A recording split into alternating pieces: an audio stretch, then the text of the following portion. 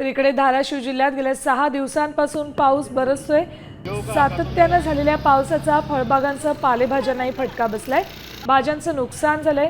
बाजारात मागणीच्या तुलनेत आवक कमी असल्यामुळे दर दुपटीनं वाढलेत। मागच्या आठवड्यात 20 रुपये किलोने मिळणारे टोमॅटो आता 40 रुपयांवर पोहोचलेत।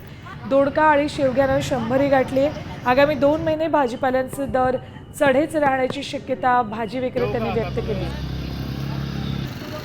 भाजीपाल्याचे दर प्रचंड वाढणार आहेत, कारण सततच्या पावसामुळे भाजीपाल्याचं मोठं नुकसान झालंय।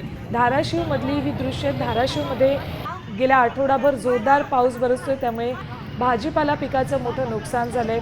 आवक घटलेली आहे, तेव्हा पुढचे 2 महिने भाजीपाल्याचे दर असे चढे राहणार असल्याचं धाराशिव मधले भाजी विक्रेते सांगतात।